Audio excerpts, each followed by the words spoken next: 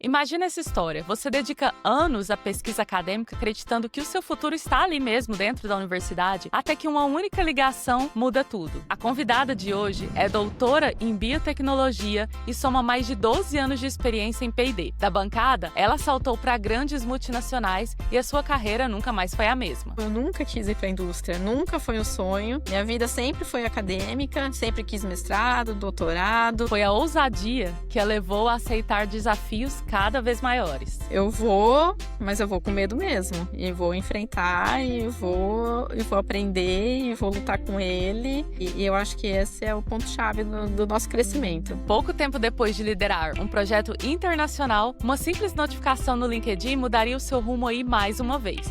Primeiro trazendo-a de volta ao Brasil e depois abrindo as portas para a sua posição atual. Agora, diretora de P&D em uma multinacional do agro. É muito importante manter o LinkedIn ativo, manter o LinkedIn participante, você ter essa interação, manter atualizado, porque eu hoje, buscando pessoas para o meu time, eu olho o LinkedIn.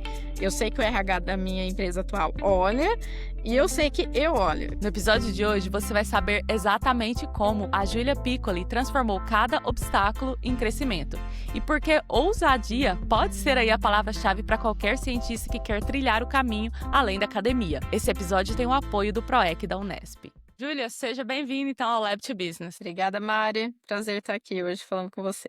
Júlia, eu vou começar então aqui com uma pergunta que eu gosto de começar os episódios, que é se você pudesse definir a sua trajetória profissional em uma única palavra, uma única frase, qual seria? Acho que é ousadia. Ousar para crescer. Ousadia. Gostei. E você fala ousadia, assim, é uma palavra que sempre esteve presente nas suas atitudes ou você acha que foi alguma coisa assim que você foi desenvolvendo aí ao longo do tempo?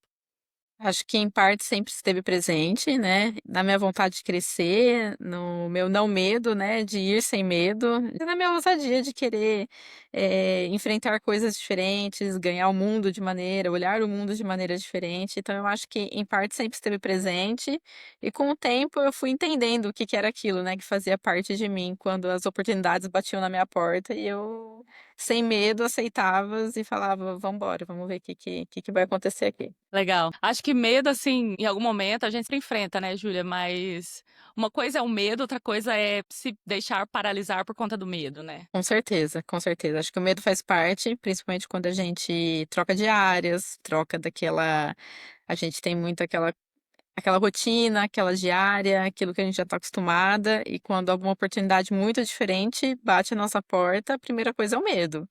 E a questão é, eu vou, mas eu vou com medo mesmo, e vou enfrentar, e vou aprender, e vou lutar com ele, e eu acho que esse é o ponto-chave do nosso crescimento. Concordo. Vamos voltar um pouco no começo, né? O que é que fez você escolher química? Eu acho que a maioria das pessoas tem uma história com química de que, tipo, eu gostava muito disso no ensino médio, na escola, e aí decidi fazer. Teve algum motivo maior? Como que foi isso pra você?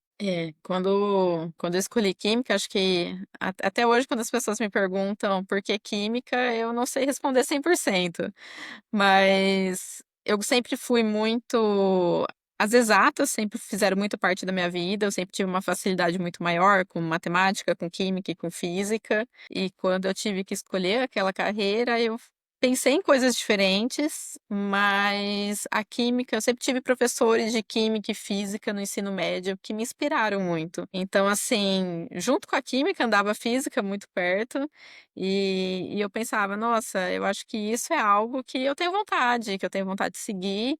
E eu acho que nessa hora a gente olha muito para os professores, né, os professores nos inspiram de alguma maneira. E você fala: "Meu, é isso que eu quero da minha vida". Mas quando eu prestei no vestibular, eu prestei 3 carreiras completamente diferentes, eu passei em 3 cursos completamente diferentes, um era gestão ambiental, o outro era informática biomédica e o outro era química. Então, assim, eu sempre conto quando as pessoas Ali falam, eu nas falo: "Nossa". exatas, né? É, as exatas era tudo que interligava, mas quando eu passei em química, que foi as minhas segunda chamada, eu senti algo que eu falei: "Não, acho que é ali, né. E aí teve aquele sentimento de olhar pra dentro e falar: "Não, eu tô sentindo que é ali". E aí eu falei: "Não, vamos embora que eu acho Vou dar uma que chance, né? ali vou dar uma chance ali". Olhando o grade curricular, olhando aquilo, né, que eu ia aprender durante os próximos 4 anos da minha vida, então acho que isso influenciou muito a escolha também. E aí eu falei: "Não, vamos embora que acho que química é meu lugar". Meu chamado. É. E como que foi esses primeiros anos, assim, seu na Unesp? Quando você começou a graduação, teve algum momento, assim, que definiu pra você que você queria entrar depois na pós? Você chegou a fazer iniciação científica? Como que foi aí a graduação lá? Desde o meu primeiro ano, assim, de faculdade, eu sempre tentei me envolver em muitas coisas. Eu sempre gostava de fazer não só ali, né, não tá assim, o curso de química era integral, era um curso cansativo, então você tinha as aulas de manhã, você tinha as aulas à tarde, mas eu sempre tentei me envolver no máximo de atividade possível. Então logo entrei em diretório acadêmico, entrei em outras atividades, fazia parte de comitês e tentava entender um pouquinho, né, de tudo aquilo que a faculdade conseguia me proporcionar. Logo no meu segundo ano, eu já comecei a iniciação científica, e aí eu fui pegando gostinho de estar dentro de um laboratório. E quando eu entrei dentro de um laboratório e tive a chance de até mesmo organizar um laboratório, de ter ali, nossa, olha tudo que um laboratório faz, olha tudo que eu consigo fazer, olha a chance que eu tenho de trazer uma pesquisa, de ser relevante para o mundo, né? De trazer uma coisa diferente, do tanto que eu aprendia e ao mesmo tempo do quanto que eu conseguia já ensinar pessoas. Então, a iniciação já me abriu, assim, um leque que eu falava: "É aqui que eu quero ficar", né. Então, assim,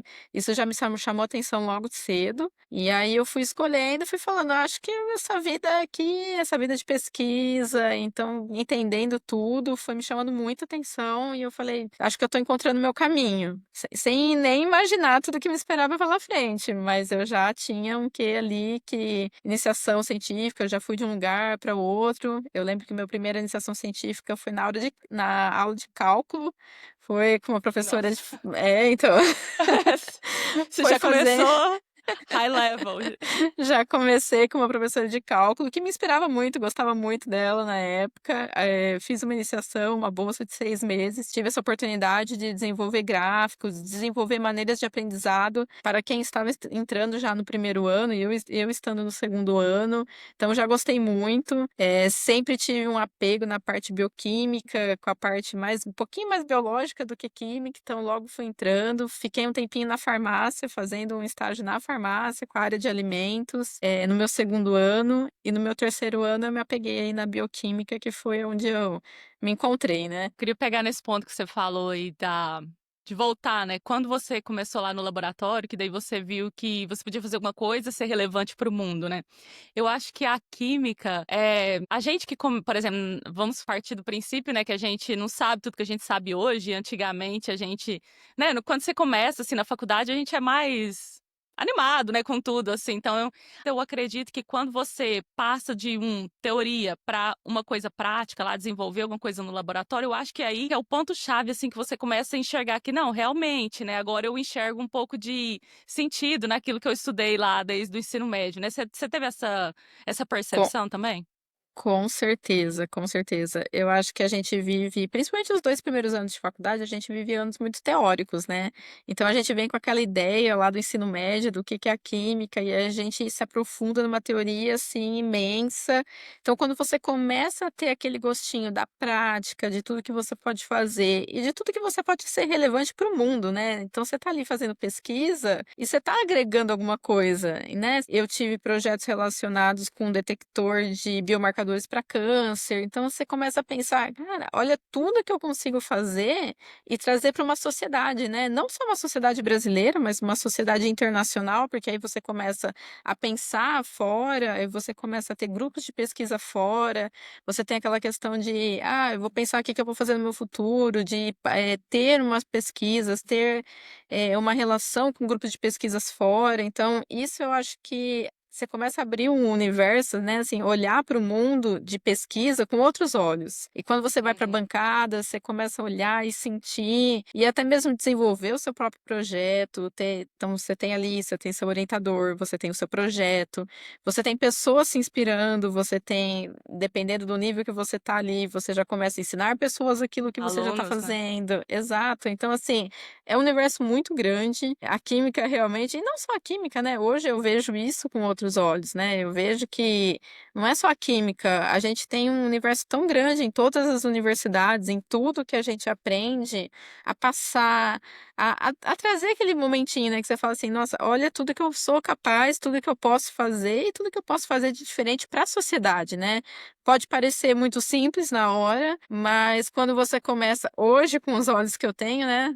Não são os olhos que as pessoas vão ter no início de uma faculdade, eu sei Claro. disso, mas depois de um tempo você fala, nossa, olha tudo que eu fiz, né? Olha que legal. Então, eu acho que é um início sensacional quando você começa a se apegar na ciência ali, e isso vai te abrindo portas que você nem imagina. Sim, com certeza. E você gostando de bioquímica, né, já quando você se descobriu aí na iniciação, foi isso, assim, que foi o que te motivou a ingressar na pós em biotecnologia ou você já trabalhava com algo, já tinha um professor, de Não, lá, por isso que foi? sim, isso foi algo que me fez ingressar, então eu já no meu terceiro ano ali, eu tinha um estágio num laboratório dentro de bioquímica.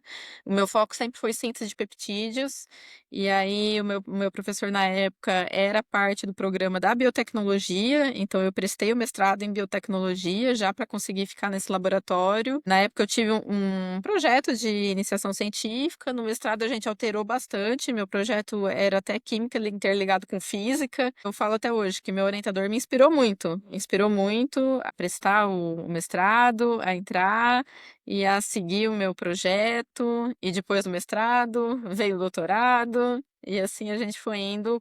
Com certeza ele foi uma peça-chave. Eu queria te perguntar sobre o mestrado. Quando você já estava no mestrado, eu acredito que a gente começa a pensar isso quando a gente já está mais no fim, né? Te deu alguma clareza do que você queria fazer depois? Ou você decidiu fazer o doutorado porque foi uma escolha, uma opção, ou você ficou meio que ali no limbo, pensando, ah, não estou muito certa ainda da minha carreira, vamos continuar aqui que tá dando certo. Como é que foi esse momento? Então, desde que eu entrei na iniciação científica, na época, eu tinha muito claro na minha cabeça que eu queria a vida acadêmica, porque eu gostava muito da vida de laboratório, eu gostava muito da vida de pesquisa, eu gostava de entrar, me aprofundar, e de um projeto sair outro projeto e indo. Então, eu fiz o mestrado claramente já para prestar o doutorado, e do doutorado claramente para o pós-doc. Então, quando eu olho para minha carreira hoje, nunca foi algo que eu imaginei.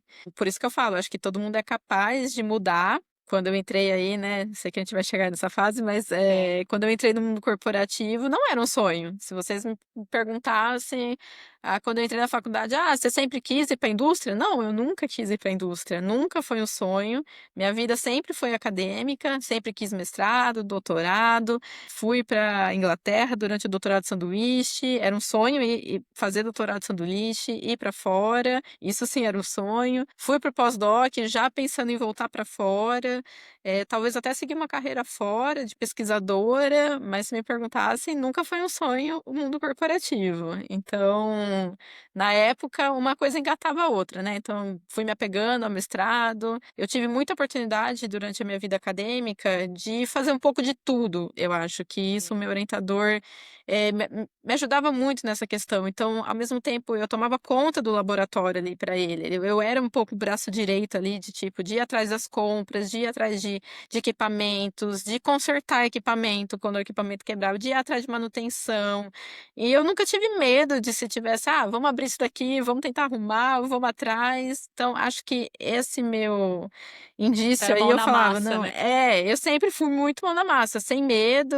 Se me desse autorização para abrir, eu abria, ia lá, ia atrás, vamos fazer acontecer, ia atrás de uma coisa, de outra. Então sempre esse mundo acadêmico, esse mundo de laboratório, de pesquisar, de ir atrás, sempre me fascinou. Então, quando todo mundo me perguntava, eu falava: "Não, eu quero prestar concurso, eu quero ser professora, eu quero ser pesquisadora, aquilo que a vida me permitir e aquilo por onde eu andar, é isso que eu quero". É, Júlia, é interessante como que as coisas podem, às vezes, tomar um rumo que a gente eu vou dizer até, vou ser ousada em dizer que é impossível antecipar, né? Às vezes as coisas vão acontecendo, mas antes da gente chegar lá, eu quero te perguntar sobre a sua experiência. No doutorado, você foi para a Universidade de Oxford, né? Fazer um período de doutorado sanduíche lá. Foi por Ciências Sem Fronteiras na época? Na época foi pela CAPES, e sim. Então Uhum.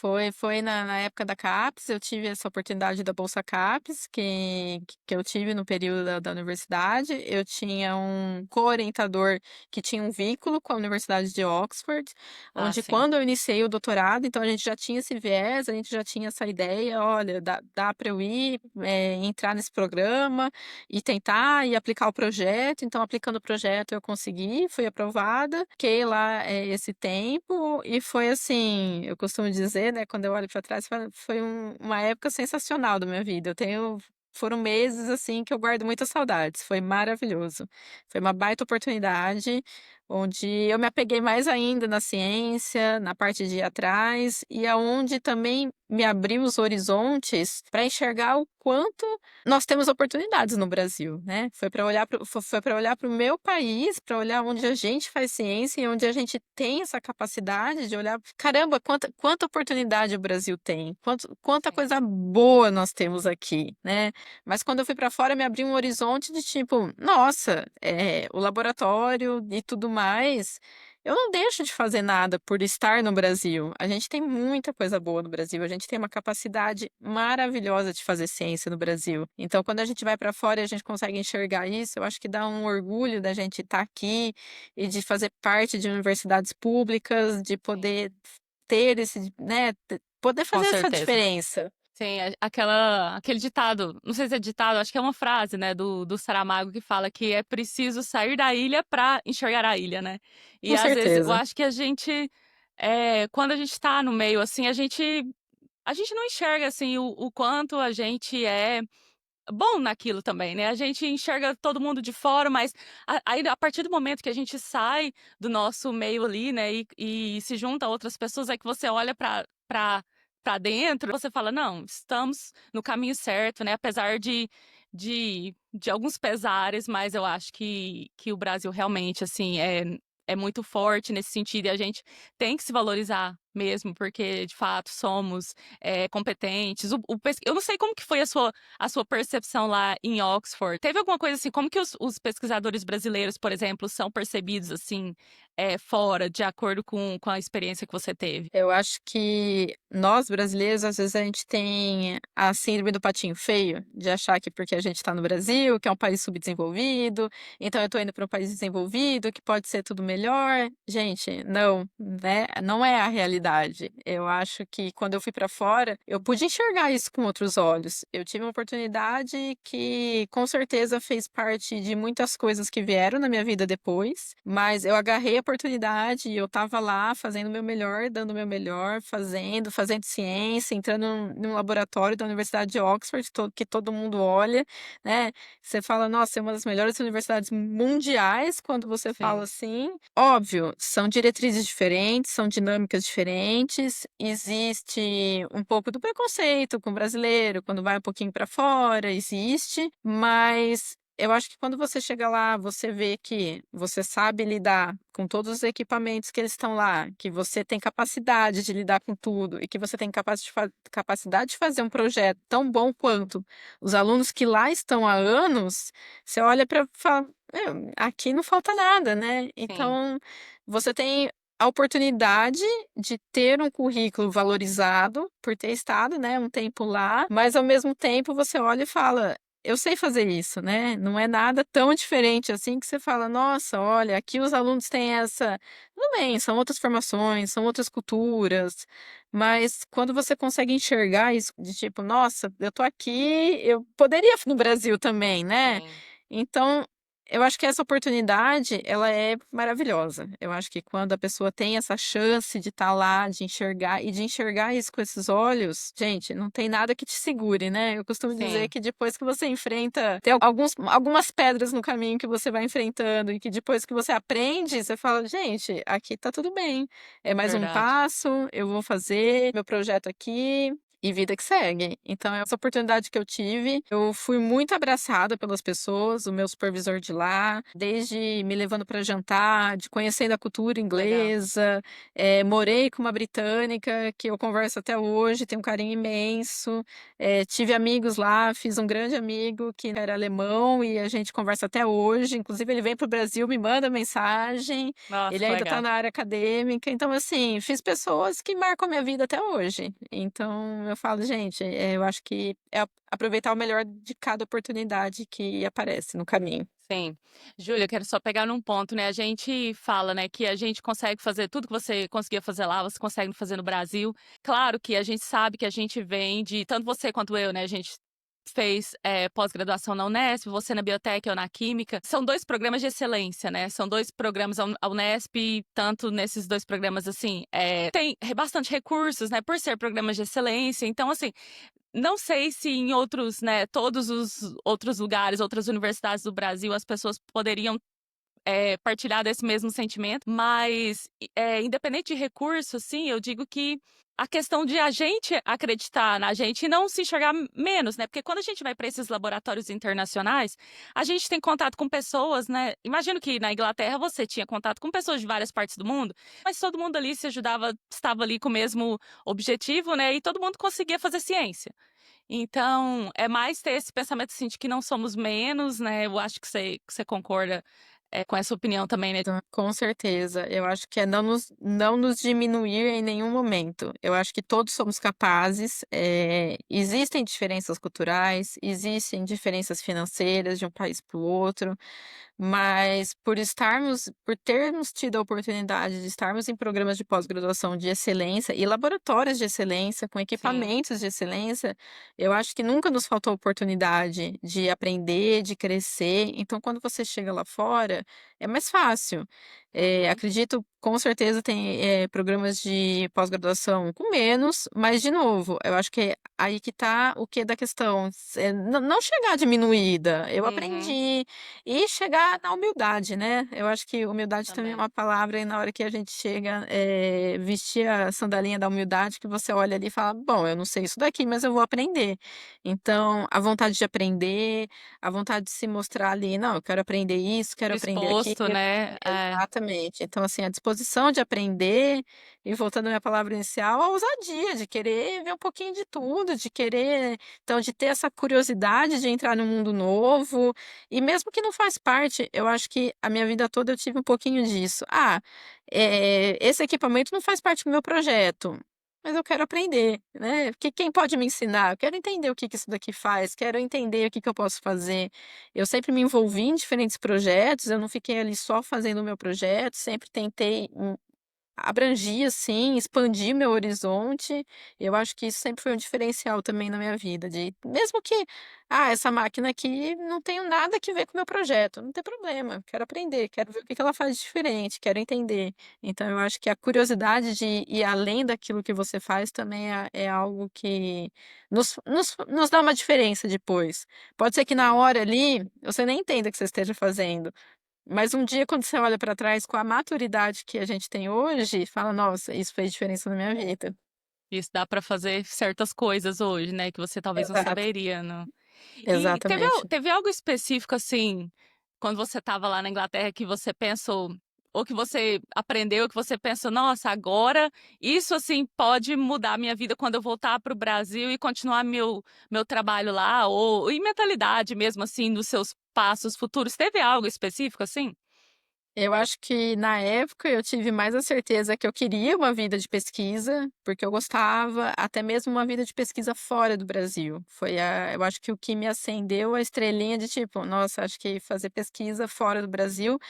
Por lidar com diferentes culturas, eu sempre gostei de gente, eu sempre gostei de lidar com pessoas, né, nem imaginava que isso um dia ia ser o meu futuro, mas eu sempre gostei dessa questão de ter diferentes pessoas, diferentes perspectivas, né, de entender diferentes culturas, e com certeza isso fez diferença na minha vida. Então, quando eu estava lá, eu lembro do meu dia a dia, de indo estar lá, indo para o laboratório e tudo mais, eu lembro de sentir não, a vida de pesquisa é o que eu quero. E talvez uma pesquisa fora do Brasil, tentar uma oportunidade fora, isso jamais seria um impeditivo, foi algo que começou a me estimular cada vez mais, né? Que eu já estava no doutorado, eu pensava, bom, talvez no pós-doutorado, ficar mais um tempo fora, até mesmo pensar como uma professora visitante, uma pesquisadora fora, pensar no quais seriam minhas oportunidades fora do Brasil. Isso começou a me acender durante meu tempo lá. Foi bom que solidificou, então, esse pensamento que você tinha, né? Se você tinha alguma dúvida, então, ali, você pensou, não, realmente estou no caminho certo, vou continuar trabalhando e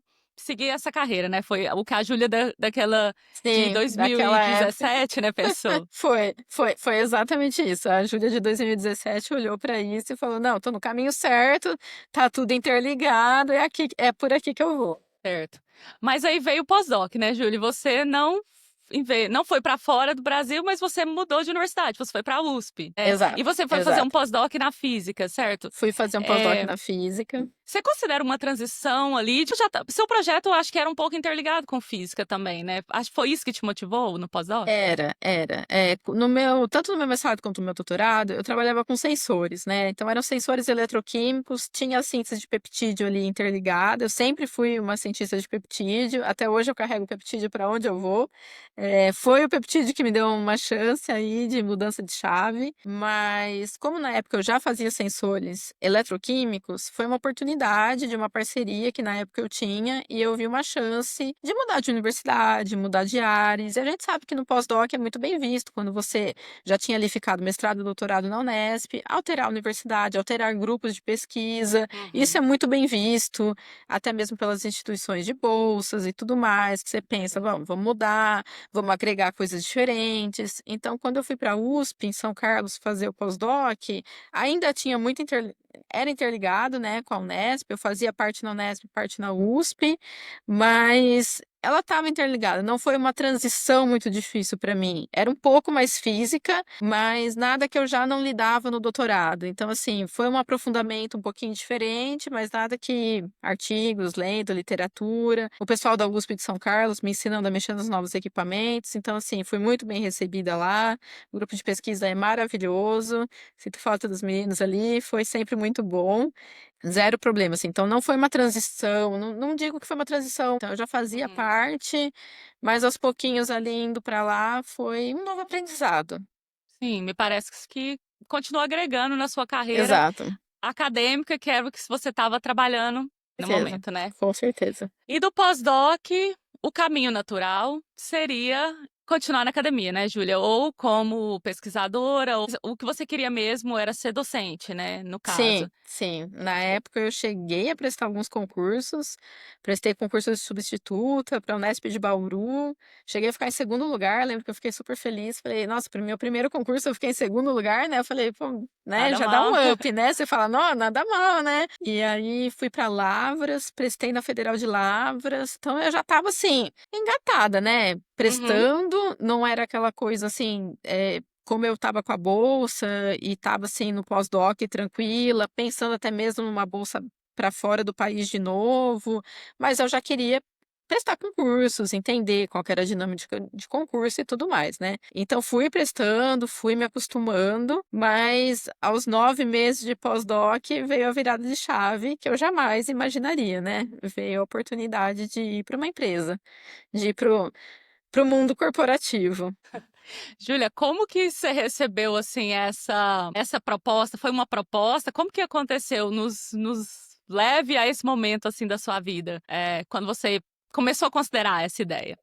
O que acontecia é que o meu orientador de doutorado, a gente ainda era ligado, né? Então, assim, o meu pós-doc era metade, eu ainda fazia em Araraquara na Unesp, a outra metade na USP, em São Carlos. Eu ainda sintetizava os peptídeos lá na Unesp em Araraquara, e meu orientador, até hoje, para mim, é um pai, a gente se comunica até hoje, a gente tem uma baita relação maravilhosa.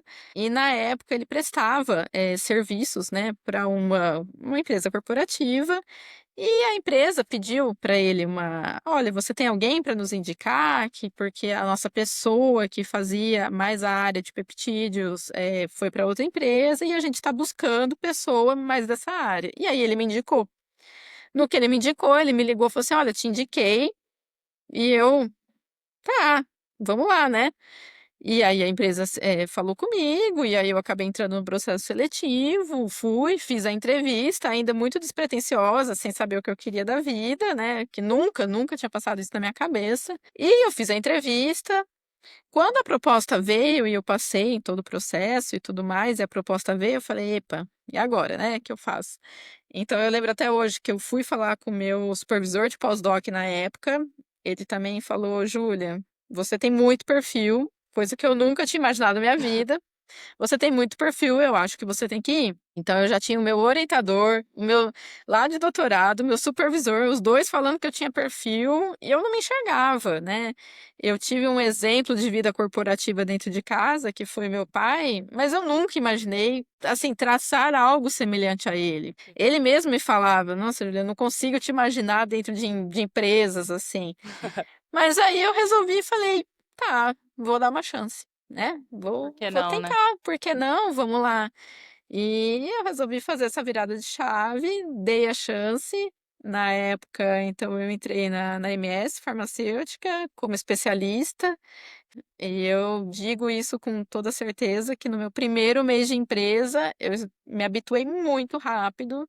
A minha virada de chave, eu lembro muita gente falando, sempre tive muito contato com pessoas de academia. A MS tem uma perspectiva de indústria, de pesquisa muito grande. Então, tinham muitas pessoas no mesmo nível que eu ali, que tinha feito mestrado, que tinha feito doutorado, que estava saindo do pós-doc. E aí eu comecei a entender que até então você não enxerga isso, né? Você não olha para isso. Sim, Não é algo, infelizmente, não é algo divulgado dentro da faculdade até com hoje. certeza. E eu falo que parte do meu trabalho hoje na indústria é tentar mudar isso, é tentar trazer a universidade para perto da indústria, do que eu posso fazer diferente, do que eu posso agregar aos alunos, porque eu não tinha essa visão. Eu Uhum, jamais tinha visão que uma empresa farmacêutica estava investindo em ciência, estava investindo em cientistas, em querendo pessoas com esse know-how. E quando eu entrei na MS, eu me apaixonei. Eu me apaixonei pela vida corporativa, eu fui cada vez mais me desenvolvendo, sem medo de aceitar os desafios, indo embora para tudo que eles me propunham.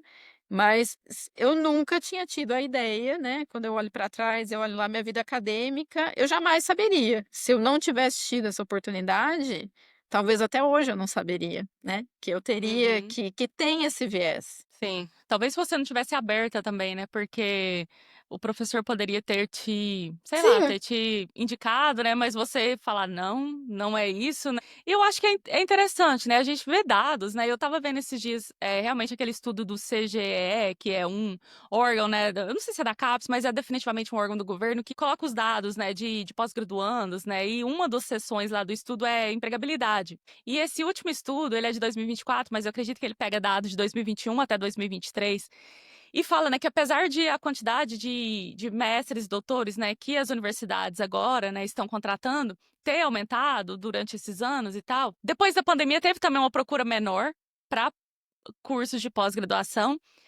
mas também, assim, se a gente for ver, ele não tem um dado, assim, específico de quantos por cento de pessoas que concluem o doutorado conseguem voltar para a universidade como um professor, efetivo, né, como um docente full-time ali. Mas, assim, se você pegar dados da Europa e dos Estados Unidos, você vê que a porcentagem é, tipo, 3%, 5%. Então, assim, eu acho muito pouco, né, eu acho que é muito importante, agora você está falando que tenta, diminuir essa ponte universidade e indústria, é muito importante para quem já está lá dentro, ter essa visão e também para quem às vezes quer entrar, mas não está tão seguro se quer seguir na carreira acadêmica, ou então talvez que pensa assim: "Ah, mas a chance é muito pequena, eu vou estudar isso tantos anos, né, para quê?". Então assim, abrir esse leque de possibilidades, foi na verdade também o que inspirou esse podcast, né, e o que inspirou trazer pessoas de diferentes áreas, assim, para contar as histórias, né, e com certeza inspira muito quem tá nesse momento agora ou quem pensa em uma transição. Mas eu queria te perguntar, assim, quando você chegou na MS, de cara você já falou: "Não, me encontrei aqui, não vou mais, né, tentar carreira acadêmica", ou se ainda tinha um pezinho assim: "Não, esse aqui é uma coisa temporária para mim, vou continuar ali estudando para o concurso", como que foi isso? foi de cara, foi de cara. Foi Sério? algo assim que eu não imaginava, mas a falta de rotina, né, que tem o mundo corporativo, ali onde eu estava no momento, entendo que diferentes áreas, né, existem diferentes áreas, existem diferentes Uhum. perspectivas, claro. Mas como eu entrei ali em um lugar que era muito dinâmico, que tudo acontecia e que começaram a me dar responsabilidades de um mundo corporativo e você enxergar, que comecei a enxergar aquilo com outros olhos, eu comecei a entender muito rápido tudo que acontecia, aquilo que eles esperavam de mim. E aí eu fui me apaixonando pela dinâmica, fui me apaixonando pelo corporativismo. Sei que não é todo mundo, né, que tem Sim, esse apego, que vai lá. Sei que existe também uma questão de quem está de fora do corporativismo falando isso: "Ah, mas isso é corporativo". Gente, mas eu acho que é tudo ter uma chance, né, de olhar sim. para aquilo de dentro.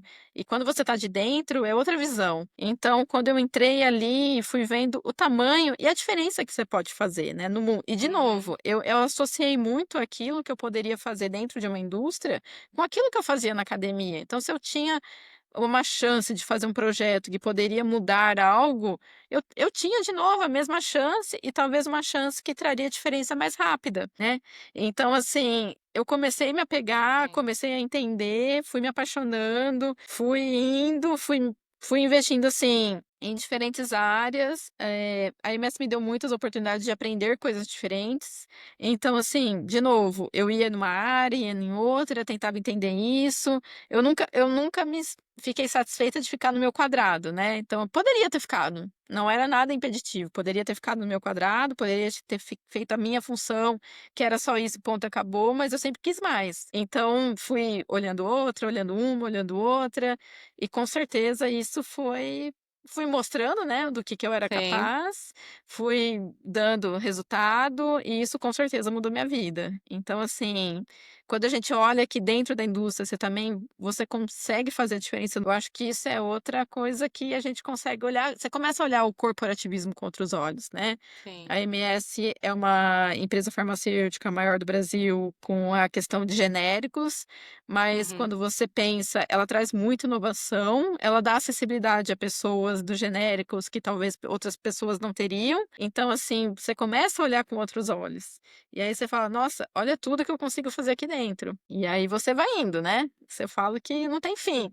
Quanto maior a sua ambição dentro do mundo corporativo, você vai aprendendo a Você vai conseguir. lidar e vai caminhando conforme a música vai, né. Então você vai um Sim. lado para o outro e vai indo. Sim, Júlia, sem contar nessa parte que com certeza fez a diferença e pelo que você falou, né, foi o determinante, né, você conseguir, perceber que no mundo corporativo você também poderia desenvolver coisas que você gostaria, né, de desenvolver, estando na academia. Teve a questão também, assim, por exemplo, a gente sabe, né, que na pós-graduação ali a gente depende de bolsa e, sei lá, é uma coisa imprevisível, né, queira ou não queira, a realidade é uma coisa imprevisível, às vezes acontece cortes, às vezes você sempre fica ali naquele: "Ah, faço isso ou não faço?", a gente nunca sabe. Você chega no mundo corporativo, você já tem benefícios, você já tem férias remuneradas, você tem isso aí te você sabia de tudo isso? Isso aí foi uma coisa determinante ou foi só um Hum. side benefit?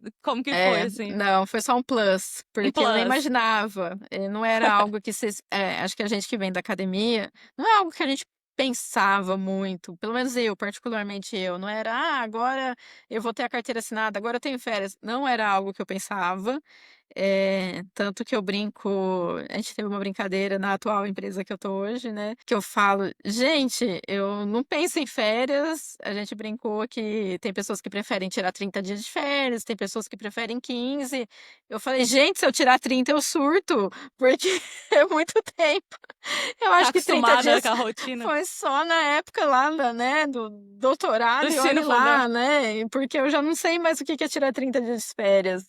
Mas você se adapta de um jeito, e aí você entra nesse mundo de cabeça, e aí você fala: "É diferente", né. Então não foi um determinante para mim, não pensava nisso, foi aos poucos que eu fui entendendo onde eu estava, né, nessas questões, mas nem pensava nisso na época.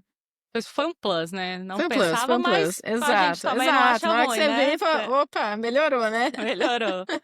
Júlia, e a questão, né, da experiência internacional depois como pesquisadora não veio, né, porque você, como você disse, você foi para a indústria, mas depois de acho que foi 5 anos que você ficou na EMS, até que uma oportunidade internacional surgiu na sua vida, foi isso? Exato. Então, eu tinha esse sonho de voltar para fora, né, no pós-doc, e eu lembro que na época já estava até bem encaminhado o projeto para ir para fora, e aí eu fiz essa virada de chave, fui para o mundo corporativo, mas a MS me abriu muitas portas também. Então, assim, o meu trabalho era muito bem visto lá, eu tive uma oportunidade maravilhosa de ir embora para a Sérvia, fazer uma startup de um projeto, então, assim, tive a oportunidade de fazer um projeto do zero, uma fábrica, desde a engenharia a todas as outras questões. Então, isso com certeza fez toda a diferença na minha vida. E, de novo, enfrentei sem medo. Tinha dias que a gente ficava sem dormir, pensando, eu falei: "Nossa, olha a responsabilidade que está nas minhas mãos", com certeza, mas assim, sempre acreditei muito em mim mesma, acreditei sempre no meu trabalho, no meu potencial, e aquilo que eu não sabia eu ia atrás, eu perguntava, eu questionava, eu pedia ajuda para aquilo que eu precisava: "Olha, esse não é meu conhecimento, eu preciso de ajuda". Então, apesar de não ter ido de novo para fora no pós-doc, a MS me deu a oportunidade de voltar para fora do país aí, em 2023 eu voltei a morar fora. E enfrentando um baita projeto com uma diferença de vida, né, porque uma coisa é você ir para fora do país como doutoranda, a outra coisa é você ir com a responsabilidade de um projeto onde existem pessoas esperando, né, o seu resultado. Então, assim, pessoas, investimentos, aí você está falando de questões muito diferentes, e entregas e datas, e na Serve eu tive a honra de construir uma equipe do zero, então assim, de construir meu time, de poder fazer a diferença também na vida das pessoas que hoje estão lá, né, que a gente contratou e tudo mais. Então, não tive a oportunidade no pós-doc, mas veio a MS e me deu a oportunidade de ir para fora novamente. Essa oportunidade na Serve, então, essa empresa lá era parte da IMS, então, do Isso, Brasil. isso, isso. A MS hoje já é considerada uma empresa internacional, né, é uma empresa familiar, mas ela é uma empresa internacional, já tem muitos sites fora do Brasil, ela investe muito em pesquisa, investe muito fora, então ela é uma das poucas farmacêuticas que tem esse investimento, que tem a ousadia de investir, e eles não têm medo, então eu acho que uma das coisas que eu aprendi na MS é não ter medo de enfrentar, né, de dar as fichas, porque a MS tem esse alcance maravilhoso, tudo que eles conseguem é pelo dono não ter medo até hoje de enfrentar, de ir, de fazer a diferença, e foi aí que eu tive a oportunidade de fazer parte de uma das plantas deles na Sérvia. E Júlia, você já começou, o episódio contando pra gente que você tem essa ousadia, né, sempre foi parte da sua característica, mas nunca teve aquela síndrome do impostor, assim? Porque você lá pra Sérvia você foi ser uma líder, né, você era head de transferência de tecnologia. No Isso. Brasil, antes de você ir pra lá, você já liderava time ou foi sua primeira oportunidade? Teve algum sentimento, assim, de tipo: "Será que é pra mim?", aquela coisa? Vou até te contar que recentemente eu e 2 amigos nós fomos numa palestra de uma podcast que a gente adora, que a gente ouve, e aí ela veio dar uma palestra em Campinas, e aí ela justamente estava falando da síndrome do expostor, de tudo mais, e aí ela estava algum comentário tipo: "Ah não, quem se sempre teve essa questão de síndrome", e meus amigos levantaram a mão e estava todo mundo levantando a mão, e eu levantei a mão assim, minha amiga: "Fica quieta, você não tem isso". Pois é, assim, Então você parece que realmente não tem, eu tô admirada, assim, porque, gente, eu ia já ficar ali: "Não, não é possível". não, eu tive a oportunidade de ser gestora antes de ir pra Sérvia, eu já tinha um time, pequeno, bem pequeno, que eu cuidava, no site da Hortolândia, mas já tinha tido esse privilégio de contratar uma pessoa, tanto que eu contratei uma pessoa em um mês, e no outro mês eu fui embora pra Sérvia. Eu lembro até hoje que eu contratei ela, deu um mês de casa, eu falei: "Eu sei que eu te Então, contratei, sinto muito, mas estou indo embora". E aí, na Sérvia, eu fazia gestão de longe, né, então eu continuei com o time no Brasil, fazendo a gestão de longe, mas sem medo, indo, se dava frio na barriga, dava, mas eu tenho uma frase aqui em casa, uma casinha, assim, que até foi um casal de amigo meu que deu pra mim, que fala: "Ah, se tiver com medo, vá com medo mesmo. Então eu acho Sim. que é muito um pouco da minha frase, de ter enfrentado, de ter ido atrás de tudo isso. Muitas vezes eu não fazia ideia do que eu estava fazendo, do tipo: "Nossa, será que é isso mesmo? Vai?". Com certeza, esse pensamento vinha na cabeça, mas quando eu olhava para tudo aquilo que estava sendo criado e olhava para a grandeza, principalmente eu lembro, porque como eu vi o prédio sendo criado, então eu olhava para aquilo e falava: "Gente, que oportunidade, né, que delícia fazer parte de tudo isso, que delícia contratar as pessoas, fazer parte, criar um time". Então, não foi fácil. Foi com medo? Foi, mas foi com medo mesmo. Eu acho que de certa forma, assim, é uma coisa que você valorizava muito pelas experiências que você está contando aí, que é essa liberdade de fazer acontecer, né, Júlia? Você acha que, por exemplo, quando você estava na indústria farmacêutica, você sempre teve isso? Você sentia isso dos seus, supervisores ou era alguma coisa, assim, mais estruturada? Porque eu acho que uma coisa que a gente pensa é que no corporativo, no setor privado, né, principalmente em laboratório, né, de indústria farmacêutica, é uma coisa, assim, muito padrão. Mas talvez na sua experiência, pelo cargo que você ocupava, não foi, né, me parece que você teve, assim, certa liberdade, né?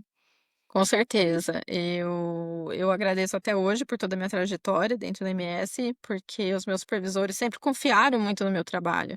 Então eles me deram a liberdade de ir, de fazer, de crescer. Então não existia aquela rotina para mim, né. Era um projeto ousado, onde eu estava ali na frente, dando o meu melhor, e eu sempre tive muita confiança no meu trabalho, e isso foi essencial para mim. Então, assim, eu hoje, como líder de pessoas, eu a minha palavra-chave é confiar no time, porque como eu tive essa experiência onde o meu gestor confiou em mim para me mandar para o outro lado do mundo, confiou em mim para contratar pessoas, confiou em mim para startar algo novo, então a confiança é a base de tudo quando você tem um time grande, um time pequeno, não importa, mas qualquer projeto, ele é feito de pessoas, né. Eu acho que Uhum, por mais que a inteligência artificial esteja tomando o nosso mercado aí, gente, são as pessoas. Então, assim, você tem que confiar nas pessoas, você tem que contratar uhum. as pessoas, e aí você tem que confiar no trabalho delas, porque sem confiança, o time não se sente capaz. Então, a partir do momento que você confia neles, você obtém um resultado totalmente diferente. Então foi isso que eu vivi, a minha vida de MS, e por ter tido essa confiança, hoje eu olho, empodero meu time, confio neles, para eles terem as ferramentas capazes de me darem os melhores resultados. É interessante que isso é da cultura da empresa, né, é interessante ver como que a cultura se reflete também nos funcionários, né, então, não adianta você querer, eu acho que dizer, você como, né, como empresa querer dizer: "Ah, aqui a gente tem que funcionar assim", se você não é desse jeito, né, se você não dá o exemplo, se você não promove essa cultura, assim, só falar eu acho que não gera resultado, né. E é interessante que você falou esse caso, eu estava esses dias atrás ouvindo um podcast também com ele era CEO da Netflix, né, no começo quando a Netflix ainda vendia DVD. E ele contando, né, da história, e da cultura também, a Netflix eu inclusive já até li um livro que é do CEO, do atual CEO da Netflix, muito bom, sobre cultura de empresa, recomendo. Claro que isso não funcionaria para todas as empresas, mas para o modelo de empresa deles, né, eles qual que é a política de tirar dias de férias. Não tem. É você julgue quantos dias você sabe seus entregáveis, né, então você julga ali quando você precisa de um dia de folga.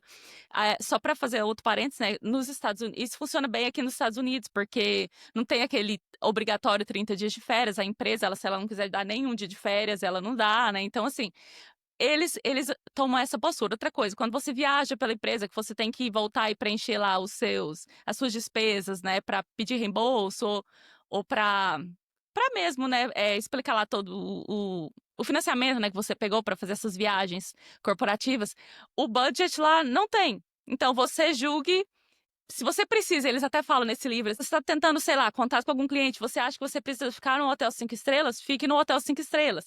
Se você acha que você não precisa, então você tem em mente, né, que você está usando recursos da empresa, fique num hotel mais barato. Tipo, uma coisa assim, sabe? Então é muito julgar. E nesse podcast, ele estava falando justamente isso, que uma vez ele estava andando lá e viu alguns engenheiros falando mal da empresa.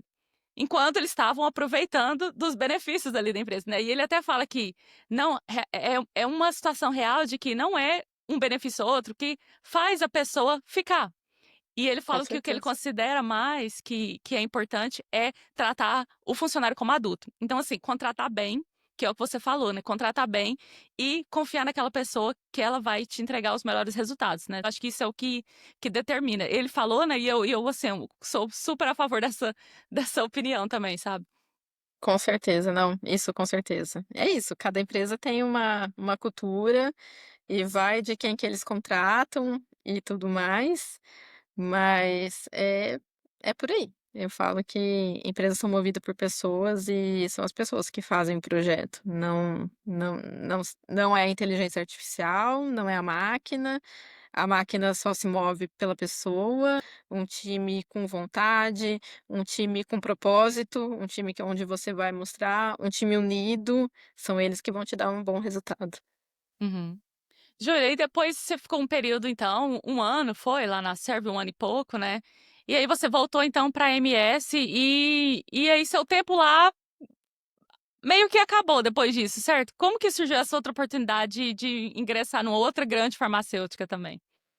Isso, eu entrei na MS então no final de 2019, fiquei até 2024. 2024 eu tive uma outra oportunidade, eu estava morando na Sérvia, por motivos pessoais, eu queria voltar para o Brasil, por questões familiares, apareceu uma chance para eu ingressar na Ipera, no time de Jundiaí, que a Ipera estava criando. Era um time menor, um time de mercado institucional, que eu nunca tinha trabalhado antes, na parte de biológicos. E aí o meu conhecimento tinha muito a engatilhar, muito a ver com o que a equipe estava buscando. E aí a Ipera me deu essa chance, né? As coisas coincidiram muito, né, daquilo que eu estava buscando, e as coisas foram andando, e quando veio a proposta, então eu saí da MS para ingressar nesse time da Ipera, sem nem imaginar o quanto que a minha vida ainda mudaria em 2024. Então, Pois 2024 é. foi um ano de muitas mudanças para mim. Foi a Mas volta da mal sabe, Sérvia. mas você mal sabia que ainda ia mudar mais, né? Exato, exato. Então, foi uma escolha difícil, sair da MS foi uma escolha difícil, tive um carinho enorme, foi minha primeira empresa, foi a empresa que me permitiu crescer, foi a empresa que me deu todas as ferramentas que eu aprendi, que eu aplico até hoje, sou muito grata, tenho um carinho enorme por todo mundo, converso com todo mundo até hoje, tenho esse carinho. Aí foi uma decisão difícil, mas decidi, falei: "Vamos embora, de novo". E aí fui para a Ipera estava bastante focada na época em PDP, então fui aprender, fui entender, eh, falei: "De novo, um novo mundo", né, mercado institucional não era algo que eu tinha tanto conhecimento na época, mas o meu conhecimento de peptídeo veio muito de encontro com aquilo que a Ipera estava buscando, e aí entrei, assumi um time de novo, fui indo, fui aprendendo, e fiquei um tempinho curto na Ipera, né, um tempinho rápido, não deu para esquentar muito a cadeira. PDP que você fala é o quê? PDP é o projeto que o governo no Brasil tem para incentivar, né, a fabricação de insumos farmacêuticos no Brasil. Assim. Então geralmente você faz uma parceria com alguma empresa de fora, e aí você utiliza, e aí a ideia é sempre vender o medicamento para o SUS de maneira acessível, né. Então o PDP Uhum. é o programa que o governo tem para tentar, dar mais chances para ter medicamentos para o SUS, para a população ter um acesso maior a medicamentos, principalmente a medicamentos de alto custo. Uhum. E quando você foi para a Ipera, então, você continuou trabalhando com peptídeos, né? Mas lá você mudou um pouco de área, né? Agora você foi Mudei. Eu pro fui para uma P&D, né? área isso, eu já é, é que na MS eu passei um pouquinho por todas as áreas, né, eu era P&D, na Serve eu fui um pouquinho de cada área, qualidade, regulatório, e continuei no P&D, aí fui para produção, então a Serve me abriu muitos horizontes de Uhum. diferentes áreas, né. Na Hypera eu estava mais focada no P&D, no mercado hospitalar, no mercado institucional, e era um mercado um pouco mais voltado para biológico, então era um pouquinho diferente, mas o meu conhecimento ainda estava ali, né. Uhum. Tava interligado ainda. Isso. E Como que você conseguiu essa proposta da Ipera, quando você estava ainda na EMS? Porque na EMS foi a indicação lá, né, na época do Sim, professor. sim. Depois foi indicação de alguém ou como que eles te encontraram? Não, foi via LinkedIn. Eles estavam buscando uma pessoa, o RH deles encontrou meu LinkedIn, e aí o perfil se encaixou, me falaram: "Ah, não quer participar do processo seletivo", e eu já estava com essa vontade de voltar para o Brasil, eu falei: "Bom, vamos tentar, né". E aí me Uhum. candidatei, e aí o processo seletivo foi andando. Então eles te contataram Sim, inicialmente ali no sim, LinkedIn, te falaram: "Ah, tem essa vaga, acho que exato. seu perfil". Seu perfil se encaixa, Sim. você gostaria de participar? E aí eu falei: "Bom, vou me inscrever e vamos ver". Uhum. Júlia, eu te sigo no LinkedIn, né, eu vejo que você é muito ativa, assim, né, você interage bastante, que é uma coisa que conta muito na plataforma, inclusive para recrutadores, né, Com certeza. encontrar, né, candidatos. Você faz isso, assim, já pensando na sua marca pessoal enquanto profissional do mundo corporativo ou você, sei lá, o Não, que passa aí, né? acho que tem um pouquinho de tudo. Eu gosto, né, eu acho que o LinkedIn tem essa questão profissional de você se engajar, eu acho muito importante você ter um engajamento profissional, né, vamos dizer, é uma rede social para o lado profissional, então eu acho que tem esse engajamento, te ajuda a ter essa visão, e eu acho muito importante a gente fazer a nossa imagem, né, então se você está Uhum, ali lidando, postando, pensando na parte corporativa, na parte daquilo que você daquilo como profissional você gostaria de ser visto. Então eu acho que tem um uhum, pouquinho dos 2. É bom fazer sua imagem. Eu recentemente fiz uma participação com o pessoal e falei: "Gente, é muito importante manter o LinkedIn ativo, manter o LinkedIn, participante, você ter uhum, essa interação, manter atualizado, porque eu hoje, se eu for buscando pessoas para o meu time, eu olho o LinkedIn. Eu sei que o RH da minha da empresa atual empresa. olha, e eu sei que eu olho, eu falo por mim. Então, assim, existem palavras-chaves que você joga, que você olha, que você busca pessoas no mercado. Então, assim, é muito importante a pessoa manter isso atualizado. Sim.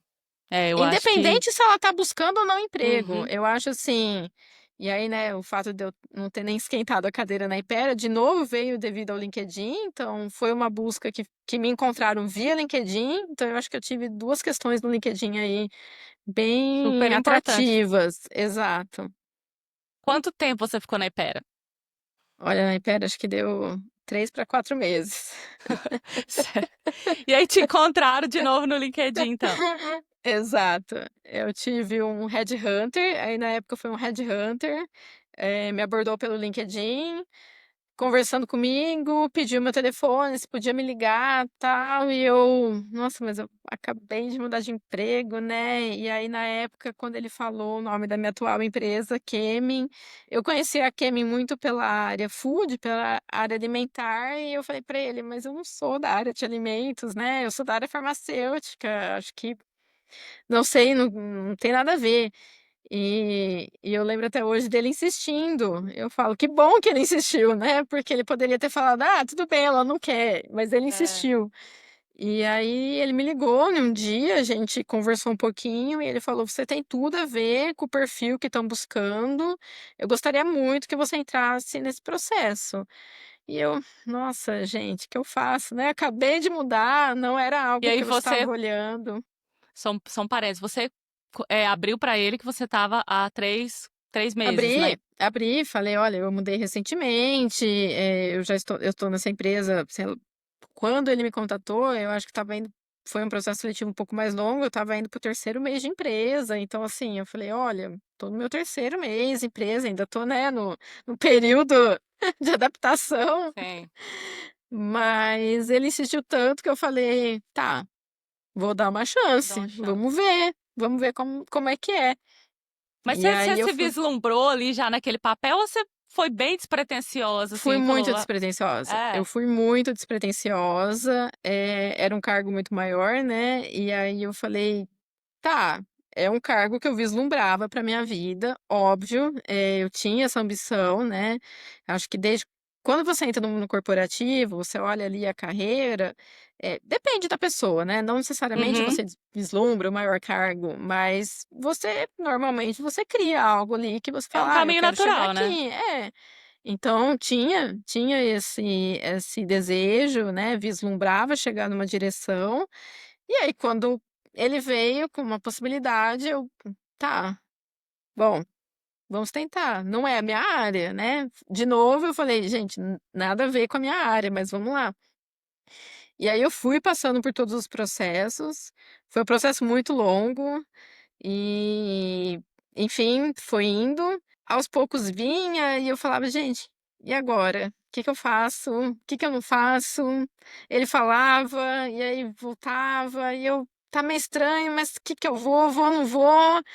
Bom, eu sei que depois de todos os caminhos, a proposta veio, né, a proposta veio, e aí eu falei: "Não, preciso tomar uma decisão". E aí eu falei: "Vamos embora de novo", né. Fui com muita dor no coração, porque eu já tinha me apegado, apesar do pouco tempo da Império, eu já tinha me apegado ao time, já tinha me apegado nas pessoas, estava extremamente feliz ali. Então, do mesmo jeito que eu tive que tomar uma decisão quando eu saí da MS para a Hypera, que foi difícil, de novo eu falei De estava lá novo. de novo, e tudo no ano de 2024, né, então Foi o ano pra entrei, você. foi o ano, foi o ano. E aí eu falei: "Bom, vamos lá, né, vamos enfrentar". E aí eu tinha um quê a mais, né, porque era uma mudança de área. Depois de anos trabalhando em farmacêutica, agora a minha área era a parte de nutrição animal.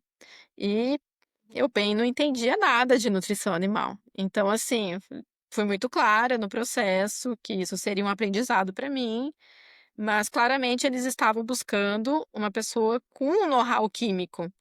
E Sim. até então eu não entendia, eu falei: "Nossa, mas precisa mesmo de um químico, né, nossa, o que que é?". Então, assim, eu só fui entender entrando na empresa. Depois. É até uma En coisa que eu acho que muita gente peca, né, Júlia, porque às vezes você vê uma vaga, você pensa: "Bom, mas não sou dessa área", igual você pensou, né. Mas você tem habilidades para fazer aquilo, você só precisa aprender coisas daquela área, certo? Exatamente. Então, o fato de eu ter passado, né, um pouquinho em todas as áreas, principalmente durante meu tempo de sérvia, de ter aprendido, de ter vivenciado diferentes áreas dentro de uma empresa, com certeza foram decisivos para estar na Kemi hoje, né.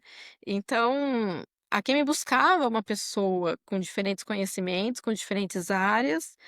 Hoje eu cuido de 4 times diferentes, então assim, tem essa questão de know-how, e aí você às vezes não imagina o quanto que o seu conhecimento pode agregar naquela área. A Kemi é uma indústria de alimentos, porém com diferentes, unidades de negócios, então tem a parte alimentar, de animal, tem a parte pet, tem a parte health, e tem a parte têxtil, tem a parte aqua, existem diferentes unidades, hoje eu fico na divisão de nutrição animal de grande porte, né. Mas, como química, e por ter passado a vida dentro de uma farmacêutica, eu ficava: "Nossa, mas será?". E hoje eu olho e falo: "Gente, de novo", eu acho que eu tive a oportunidade de voltar para minha raiz, sabe, de olhar para as moléculas químicas, de voltar, de enxergar as coisas diferentes do que aquilo que eu estava enxergando na farmacêutica. E é tudo mais simples. Então eu vim de um mundo mais complexo, que me permitiu enxergar tudo que eu consigo enxergar hoje. Então, hoje eu navego com muita mais facilidade por ter passado tudo que eu já passei, por ter vivido tudo que eu já vivi. Então, são moléculas, é química, e aí a ideia é entender o que que aquela molécula vai fazer no corpo do animal. Então eu passei a estudar, isso me voltou a incentivar a estudar, a entender outras áreas, né. Eu sou super animada a estudar coisas diferentes, na hora que eu olho para isso eu falo: "Gente, que legal, olha aqui, olha isso, olha aí". Então assim, voltei a ler artigos, né, que fazia tempo que a gente já estava um pouquinho parado nessa área. A Kemi tem um viés científico maravilhoso que eu jamais esperava. A gente tem uma questão de ciência e vendas andando em conjunto, assim, Nossa, que muito se legal. interliga. Exato. Então, assim, quando eu entrei na Kemi com esse viés científico, químico e nos animais e gerindo pessoas e times diferentes, eu olhei assim e falei: "Nossa, era tudo que eu sempre quis e não sabia". Eu sabia que estava ali, né. Exato, não sabia que nem que era possível. Então, eu falo que é uma trajetória que foi sendo criada. Sim. Júlia, eu quero só voltar um pouquinho no seu processo seletivo quando o headhunter te encontrou, né, para você ir para a Kemi. Como que foi o processo seletivo? Demorou? Você fez entrevista presencial, online? Como que foi? Eu tive algumas etapas, foi tudo online, né, então a minha última só etapa que eles me convidaram para ir na fábrica que fica em Valinhos, mas foi um processo, por ser uma multinacional, foi um processo um pouquinho longo, de ter diferentes pessoas, fazendo Hum. entrevista, diferentes gestões e tudo mais. Certo. E tá, e aí você, quando você saiu, assim, da Ipera, que você foi dar essa notícia, assim, como que foi recebida também? Você teve suporte ou foi assim, fechou portas, como que foi? Não, eu fui muito, meu gestor na época entendeu completamente, entendeu a oportunidade. O pessoal ficou muito sentido, porque eles estavam gostando muito do meu trabalho na época. Eu também estava sentida, já estava Sim. gostando, né? Já tinha me apegado na equipe e tudo mais. Mas as portas ficaram abertas. Uma coisa que eu falo, eu sempre sair assim da melhor maneira possível, deixando as portas abertas, porque o mundo corporativo e não importa as áreas são muito interligadas. Então, no Uhum. fim, todo mundo, alguém conhece alguém que conhece alguém. Então, assim, você tem que Sim. fazer o seu melhor, mostrar que você está saindo da melhor maneira possível, né. O mundo corporativo é isso, então apareceu uma oportunidade ali, você se apegou, foi lá, decidiu e vamos embora. É um novo desafio, mas foi tranquilo. Acho que pelo fato deles também, né, conhecerem você já, né, ou então, como você diz, né, esse mundo é muito pequeno, né, todo mundo antes mesmo, às vezes, de você chegar na empresa, a sua reputação já chega, né. Então, Com assim, certeza. viram, né, ainda bem, né, que teve pessoas que falaram: "Não, é pro seu melhor", né, e apesar de sentir que você está saindo daqui, né, gostamos de você, mas nós estamos vendo que é para um propósito, algo melhor para você, né, então te apoiaram também, é interessante, saber isso também. Tá, e aí você comentou que você foi para um cargo maior, eu acredito que isso também tenha te chamado a atenção, né, pelo fato de você falar: "Pô, depois de 3 meses aqui, vou mudar de emprego", mas considerando que eu agora quero já construir uma carreira no corporativo e estou tendo a oportunidade, de entrar já como agora você não sei se você tá, mas você entrou como diretora já, né, de P&D. Você acha que foi, assim, um dos quesitos que mais fez você ter, assim, vontade de aceitar a proposta? Acho que teve 2 quesitos grandes. O primeiro, com certeza, o cargo, porque já era uma ambição minha. Acho que todo o meu trabalho já estava arrumando, tanto que foram palavras que eu escutei: "Mas calma que você também vai ser aqui um dia". Sim. Então, entendo que faz parte do crescimento. Então, primeiro foi o cargo e segundo foi a empresa. Foi a questão da empresa ter um lado científico que eu jamais imaginaria. É uma empresa multinacional, é uma empresa com outro viés, era outra cultura, e quanto mais eu fui pesquisando na empresa e conforme eu fui conhecendo as pessoas também, eu fui pesquisando e vendo, e entendendo. É uma empresa norte-americana, então eu lembro que na época até acionei alguns contatos nos Estados Unidos, falando: "Olha, você conhece, né, como que é, tal". Então assim, Sim. eu só tive bons indicativos da empresa. Muitas boas indicações, assim, o pessoal falava muito bem da empresa, e aí eu falei: "Bom, tá tudo, né", você começou a juntar tudo, e aí eu falei: "Bom, vamos tentar, Faz né, vamos lá, sentido, né. faz sentido, vamos embora".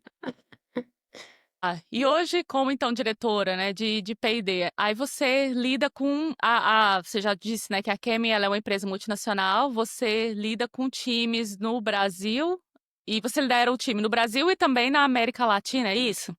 Isso, é que hoje o time do Brasil, ele cuida da América Latina também, então a parte de P&D, ele é América Latina e Brasil junto, nós temos a área de venda da América Latina, então toda a parte regulatória, qualidade, controle de qualidade da fábrica, e a parte de P&D, e a gente tem uma área que é CLS, que a gente chama, que é Customer Laboratory Service, todo para o Brasil e pra América Latina. Então, é um time que fica no Brasil, mas a gente tem algum suporte nos outros países também. Então, muitas coisas que a gente faz fora, às vezes traz para cá, para a gente testar e algumas coisas assim.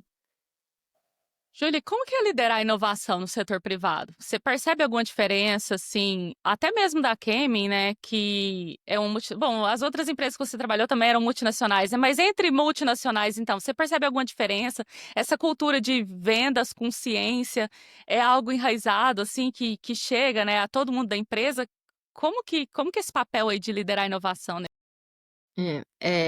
Dentro da Kemin, a gente tem um viés inovativo muito grande mesmo, o que me surpreendeu quando eu entrei na Kemin, quando eu já estava pesquisando e tudo mais. Então, eu nunca tinha trabalhado numa empresa que tem uma ligação com vendas tão grande, né, o qual eu também me apaixonei, não sabia que eu era apaixonada por essa área. Então eu gosto muito do contato com os vendedores, de entender o problema que está indo para o campo, de ver o que que eu posso ajudar, de ver aquilo que a gente pode inovar. Então, a Kemi tem um viés inovativo, principalmente porque é o mundo agro, né, então a gente tem que inovar. É um mundo competitivo, é um mundo muito diferente do farmacêutico em relação a competidores, aquilo que a gente traz, o que que a gente pode fazer de diferença. E o diferencial nesse mundo, ele faz é o que vai nos engatar. Então, a Kemi já tem esse viés, os nossos produtos, eles são cientificamente super embasados. Um produto, ele não surge da noite para o dia, ele surge com artigos, com pesquisa, com experimentos, mostrando resultados, mostrando o que que o nosso cliente vai ter de diferença no campo, o que que ele vai ganhar de diferença no campo, de performance nos bichos. Então, isso faz toda a diferença. E aí eu me apaixonei por essa questão aí, porque é um sentimento diferente. Eu trabalhava um pouco com inovação nas farmacêuticas, mas é um é um mundo diferente, né. Eu falo que as farmacêuticas também, a MS e a Hypera, se dedicam para a inovação, trazendo os medicamentos para a população, e agora eu estou no mundo agro, né, no mundo de nutrição animal, que tem que ter uma inovação, que é isso que vai diferenciar a gente no mercado hoje. Sim. Eu imagino que, bom, você comentou, né, do CLS, né? Isso que eu acho que você tem uma proximidade maior com o cliente, né? Com o Gente. cliente final. Você sendo P&D, você considera isso importante? Porque eu fico pensando, né, que entender aquela famosa dor do cliente, né? Isso pode ser um diferencial ou pode alavancar os projetos ou os produtos aí que vocês querem começar ou querem inovar, né. Você acha que essa parte aí, de você estar bem próximo do cliente, da parte de vendas, de marketing, acredito também, né, colabora, assim, para o seu trabalho ter mais sucesso, do seu time também? Com certeza. É uma coisa que eu puxo muito meu time, que eu falo: "Gente, não adianta a gente ter a ideia mais sensacional do mundo, se ela não fizer sentido para os nossos clientes". Então, assim, muita ideia vem do campo, muita ideia vem dos próprios vendedores, do tipo: "Olha, o cliente está isso, o cliente está aquilo, o que que a gente pode fazer de diferente?". É à medida que a gente encontra um desafio no campo de algo que aconteceu, do que a gente pode fazer de diferente, como que a gente pode inovar. Então, essa perspectiva sempre muito ligado com o pessoal de vendas e marketing. Então, assim, essa ligação é uma ligação que eu não tinha nas farmacêuticas.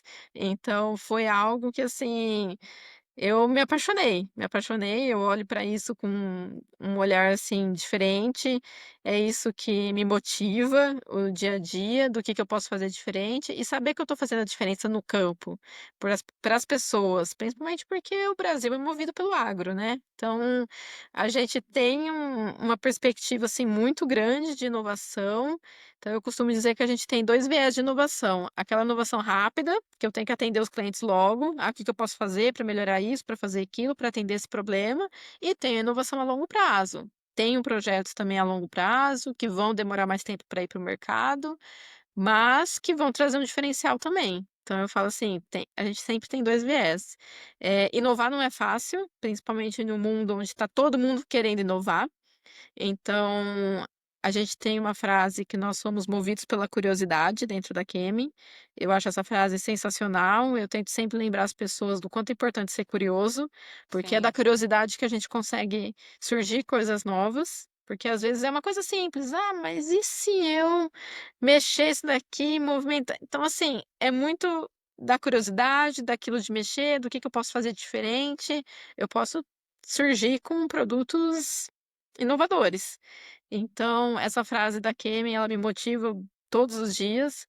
A Kemi tem uma questão de nós queremos sempre alcançar 80% da população com os nossos produtos. Então, como a Kemi tem produtos em diferentes viés, então você pode ter comido um frango hoje que comeu o nosso aditivo, você pode estar usando hoje a calça jeans que tem uma enzima na parte que fez a parte têxtil, e aí você tem outros produtos, você tem o seu cachorro comendo uma ração que passou por um antioxidante natural nosso, e a gente faz essa conta. É um dos nossos indicadores diários, onde a gente olha quantas pessoas no mundo a gente está alcançando. Vocês E impactam. é um indicador motivador, né? De você olhar quanto pessoas que você está impactando. Olha que legal, você está lá relacionado desde a comida da pessoa ao jeans que ela veste, né? Então, assim, eu adoro, sou super motivada com esse slogan. Trago sempre o meu time para essa motivação do que a gente pode fazer, vamos fazer diferente, vamos escutar muitas vendas, né? Então, assim, a gente tem uma Uhum. ligação, gente, precisamos escutar o que está no campo, escutar o dia a dia, porque é isso que também vai nos ajudar a inovar. Sim. O seu time hoje, quantas pessoas assim você lidera diretamente? Diretamente hoje são 4, Uhum. Mas o time é maior, e o acredito. time maior. Isso. Aí Uhum. cada um tem seu time. Julie, como que você define assim a sua filosofia de liderança? Você percebe que a Júlia líder é bem diferente da Júlia pesquisadora lá do começo, ou da Júlia que entrou na primeira indústria farmacêutica? Eu acho que tudo é um pouco de aprendizado, mas a Júlia de antes tem um pouco da Júlia de hoje. Acho que está tudo interligado no fim. Eu tenho uma questão de liderar por exemplo. Eu acho que a gente sempre lidera por exemplo. Então, eu sempre tive uma questão de se a gente quer fazer algo diferente, eu tenho que mostrar que eu também vou fazer algo diferente. Não adianta eu pedir, vamos fazer algo diferente, eu sentar e não fazer nada. Então, eu tenho uma questão de liderar por exemplo. Eu acho que isso primeiro é o primeiro de tudo. Foi algo que eu aprendi na minha vivência. A liderança, por exemplo, ela é maravilhosa, porque eu acho que você se inspira as pessoas a fazer todo dia um pouquinho melhor, né? Você acordar e ter vontade de fazer aquilo diferente, em trazer.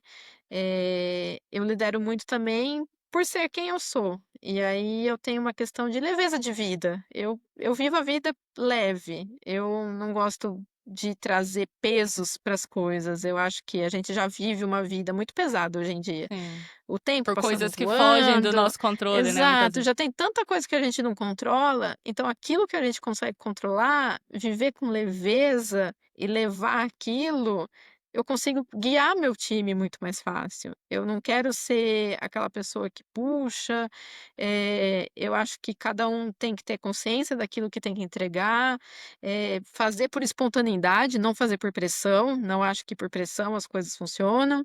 Então, assim, eu acho que existe uma interligação e confiança. Eu acho que confiar no time, esclarecer, sempre deixar muito claro aquilo que esperam de você e aquilo que esperam de mim. Então, ter esse. É duas mãos, né? Eu costumo falar que é sempre duas mãos. Então, aquilo que eu espero de você e aquilo que você Sim. espera de mim também. Então, liderar por esse exemplo, liderar com essa leveza. Eu costumo dizer que errar faz parte, então quando a gente errar, a gente vai errar juntos. Eu vou assumir o erro com toda a equipe e vou argumentar e vamos melhorar para a próxima. Uhum. Então eu acho que ser um líder ativo, que está do lado da sua equipe, que mostra, né, a vontade de estar ali, a vontade de crescer do lado, eu acho que isso tudo faz parte, tem bastante coisa. Eu sou apaixonada por liderar pessoas, adoro ter as pessoas, adoro ver as pessoas crescendo. Quando alguém vem para Uhum. mim e fala: "Nossa, olha que legal". Então, quando eu chego e vejo que uma pessoa um mês atrás não era capaz de fazer isso e agora faz, eu olho e falo: "Nossa, ó", Olha para mim que dá um é gás, a né. melhor coisa. É, com Eu vi no seu certeza. lin Eu vi no seu LinkedIn também que você participou de um treinamento, acho que foi um treinamento de liderança, né, algum tempo atrás.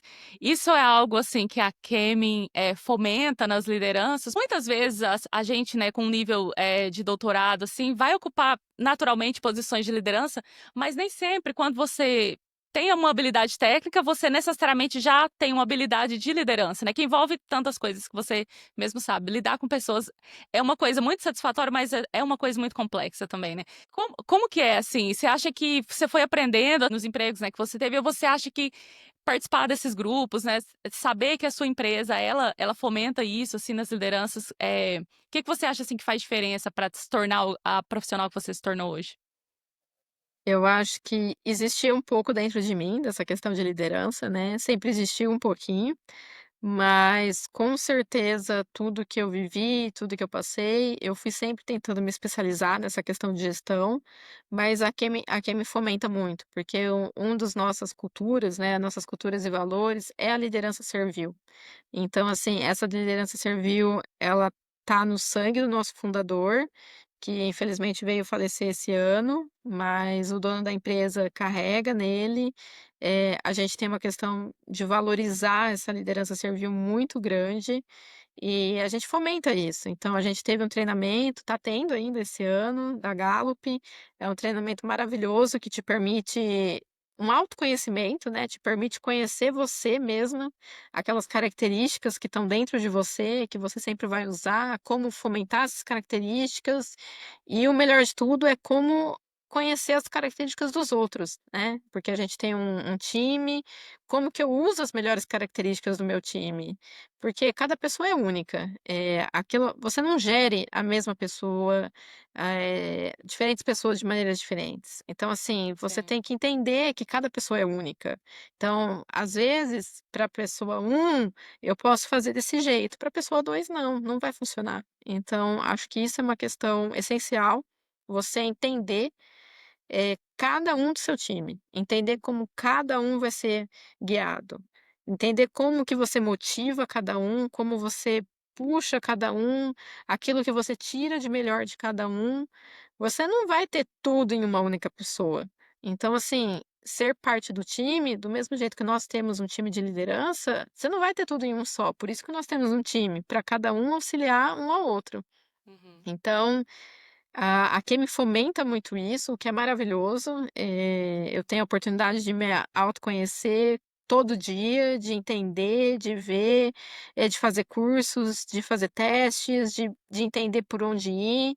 Então, assim, ela nos dá as ferramentas para a gente poder melhorar o time abaixo de nós. Então, assim, como fomentar, quais ferramentas que eu vou usar, como que eu motivo o meu time, isso com certeza é essencial.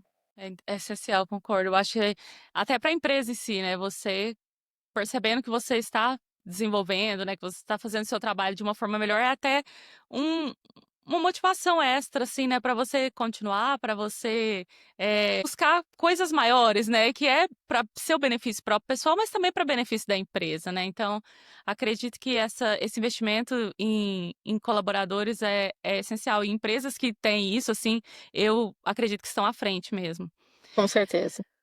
Júlia, teve alguma história, assim, que você pode compartilhar com a gente? Sei lá, uma decisão, assim, como você é muito ousada, teve alguma decisão ousada, assim, como gerente de P&D? Ou se não tiver como gerente de P&D, que teve antigamente na sua história, na época ninguém acreditou, mas você falou: "Não, vamos", e ou deu muito certo ou deu muito errado e serviu de aprendizado. Tem alguma coisa? Nossa, vamos pensar. Eu acho que parte do próprio projeto que eu fui para a Sérvia fazer, né, na época que quando o projeto começou a falar, muita gente não acreditava, muita gente dentro da própria empresa não acreditava, né. Então, acho que o fato de ter ido, ter feito, ter visto aquele prédio, ver as coisas rodarem, eu lembro até hoje quando a produção começou a acontecer, de eu ter entrado e falado: "No", acho que no fundo nem sei se eu acreditava, né, em tudo aquilo. E Foi aí quando a preciso ver produção acontecer, né? exato. Quando a produção aconteceu e eu entrei na fábrica, eu falei: "Nossa, tá acontecendo". Então, assim, acho que isso foi algo marcado, assim, na minha vida, por tudo que aconteceu, por tudo que eu fui indo e passando. Acho que quando eu vi o negócio rodando, eu falei: "Opa, olha só, Olha, não é que não é aconteceu que mesmo. não é que aconteceu".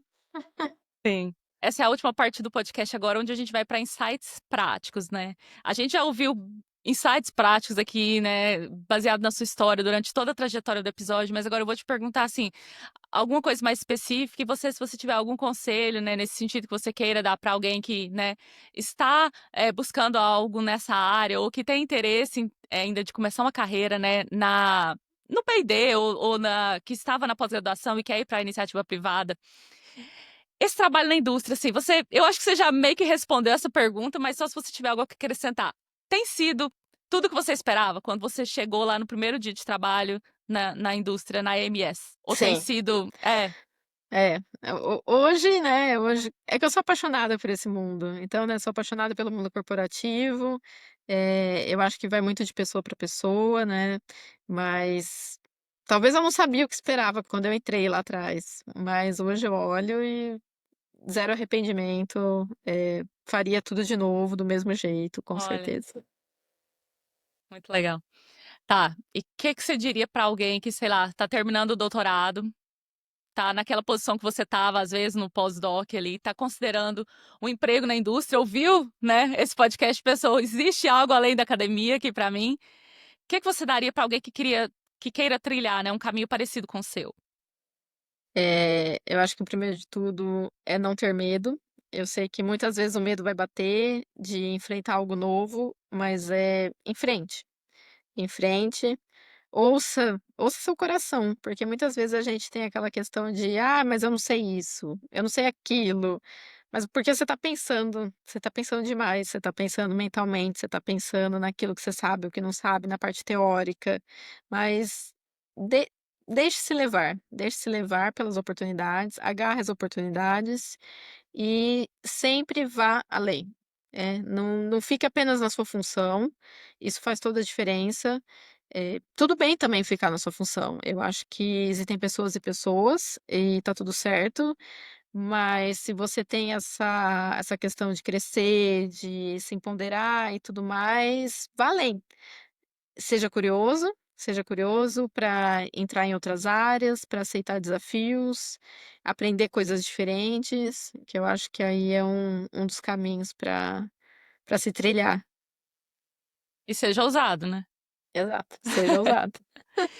Júlia, e agora você, né, você como líder, você participa de contratação de pessoas, de mestres, de doutores, certo? O que você vê, assim, que são, tem alguma coisa que você percebe que as pessoas cometem que são, assim, os maiores erros na hora de se candidatar, por exemplo, a esses processos seletivos de empresas?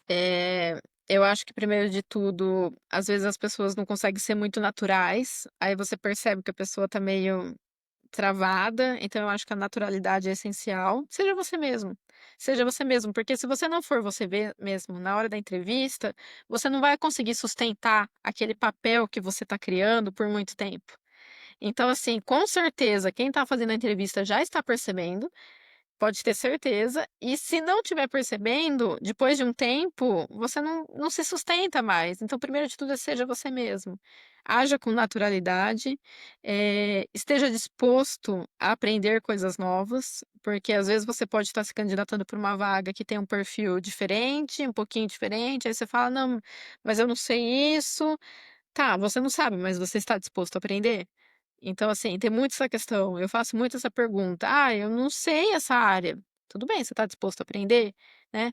Então, é muito da disposição daquilo que você quer, demonstre proatividade, eu acho que é uma característica essencial hoje na indústria, porque você pode estar num cargo X e às vezes ter um desafio numa área Y, então você pode se mostrar, a sua proatividade vai fazer a diferença, com toda certeza na sua carreira. E seja honesto com muitas questões daquilo que você sabe, daquilo que você não sabe, mas o que que eu posso dizer? Acho que esse É é isso. o essencial, é.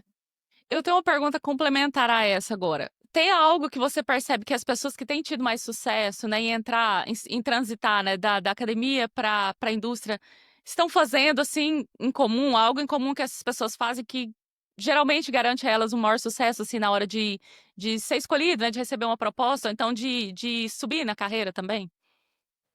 Olha, acho que o diferencial tem sido saber se vender.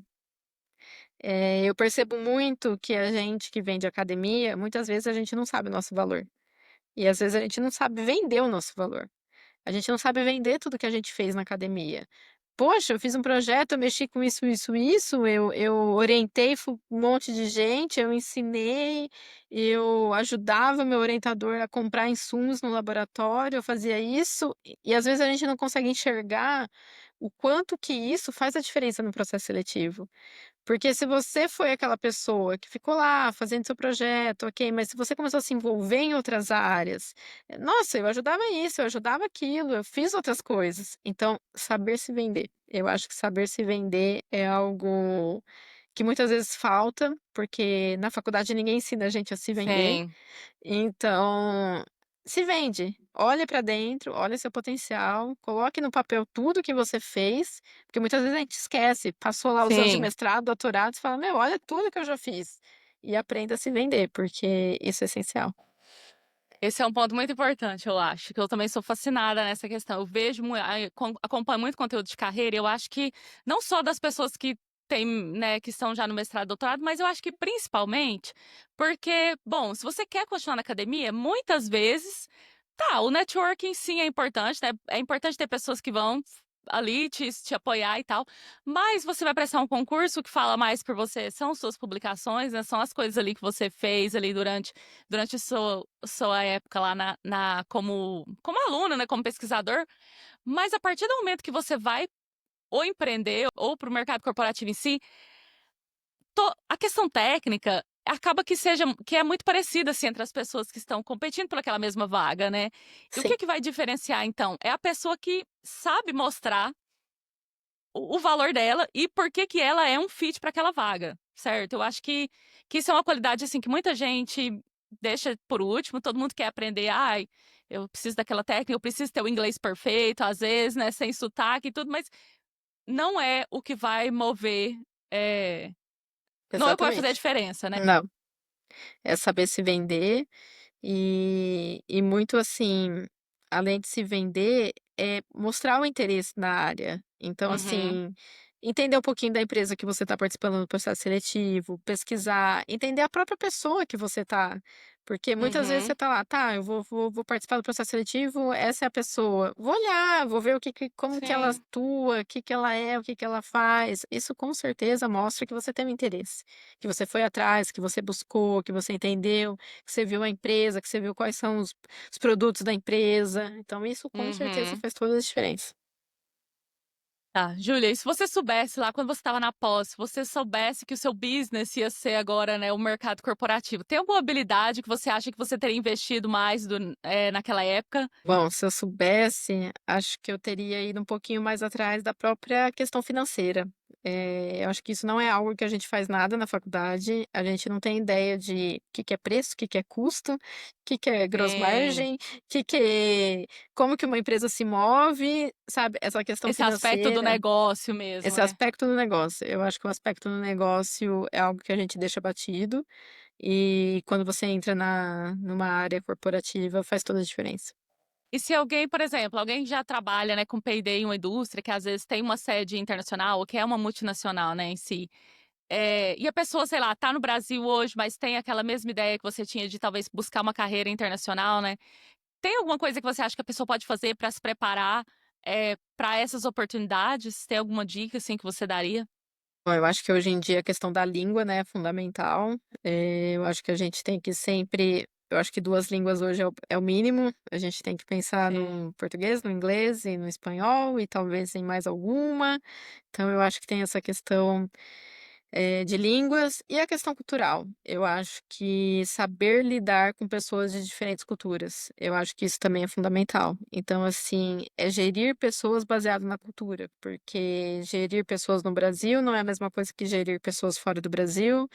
Cada país tem a sua cultura, tem a própria cultura de trabalho, do tanto de horas, enfim, são Sim. vários viés e eu acho que primeiro de tudo você tem que respeitar.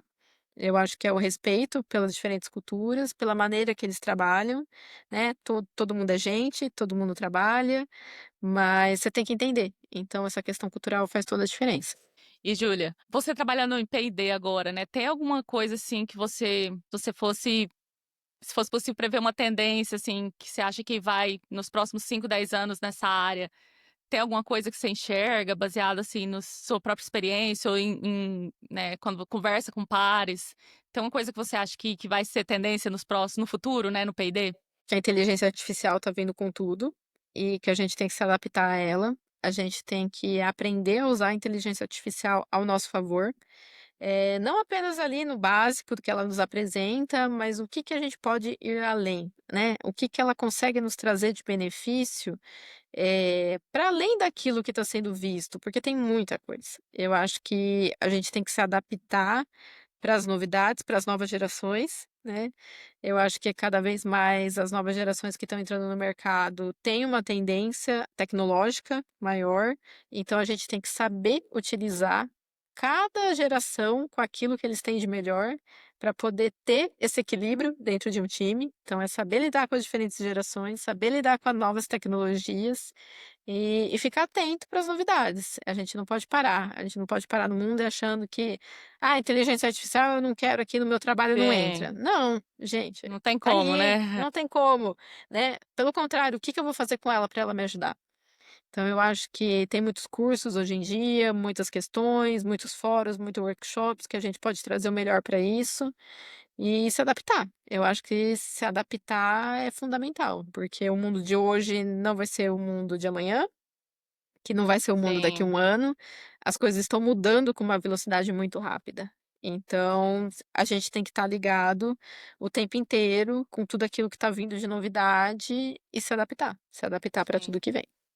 Eu acho que com inteligência artificial é até difícil, né, essa pergunta foi um pouco, assim, desonesta no sentido de que prever coisa para 5 anos, tipo, de Hoje 2020 em para dia, cá, a gente não tanta coisa previa, mudou. né. Não, Exatamente. exatamente. Júlia, e pra gente amarrar, assim, tudo que a gente conversou, tá, eu sou um pesquisador, eu sou um pós-graduando, percebi que quero, que já tenho um perfil de indústria, né, baseado em tudo que você comentou aqui, quero migrar para a carreira corporativa por X, Y, Z motivos. Já estou preocupado em entender um pouco mais, né, de pessoas, porque talvez eu tenha a intenção de ser um líder ali no futuro. Mas tem uma coisa assim, para eu conseguir mesmo aquela para ser a porta de entrada, assim, tem algo, assim, acho que se eu pudesse investir nessa coisa, que seria que se você pudesse recomendar uma coisa, o que que você recomendaria para essa pessoa investir para aumentar as chances dela aí de conseguir uma oportunidade nessa área? E já vou emendar, assim, como que você vê a questão de contratações? O mercado está aquecido, empresas farmacêuticas estão contratando, como que tá? Bom, vamos lá, pergunta difícil.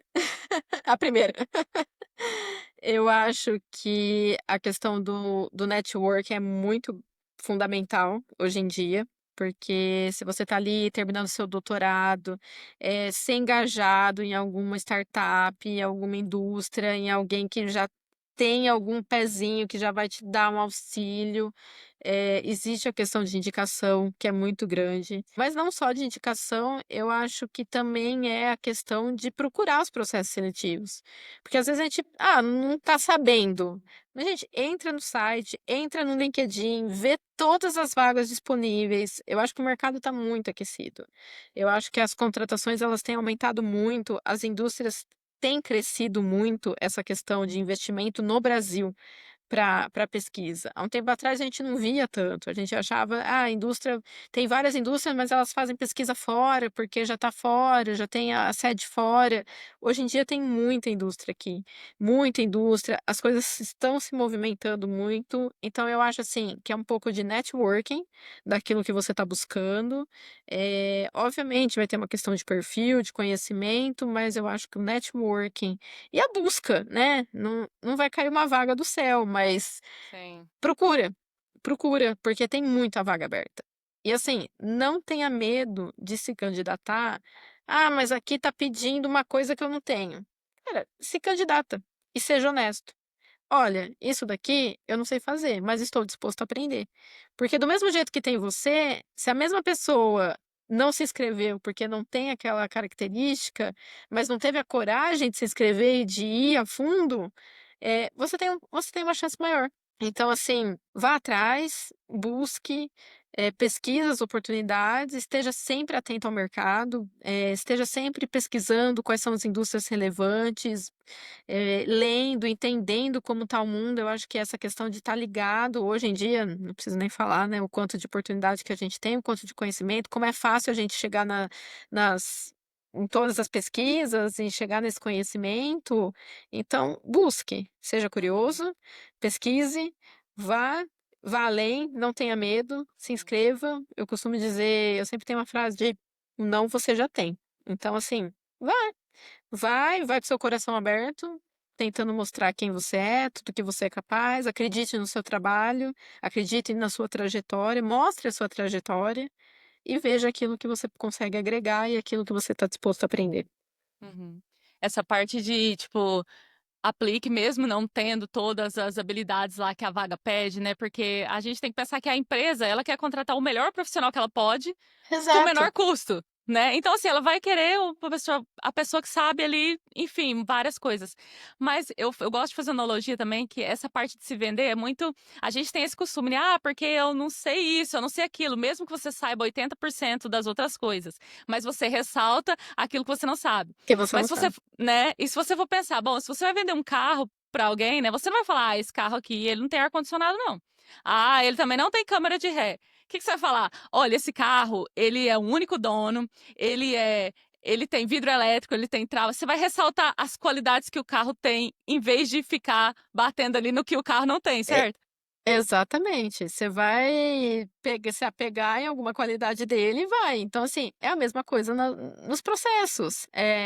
"Ah, a vaga tá pedindo espanhol, eu não sei espanhol". Poxa, gente, espanhol não é Às um vezes bicho não de é 7 determinante, cabeças. às vezes o seu Então dá pra vai exato, vai lá: "Olha, eu não falo espanhol 100%, mas eu me viro no portunhol". Cara, vamos embora, se inscreve. Eh, Você nunca vai saber aquilo que a empresa está realmente buscando, é aquilo que você sim. falou.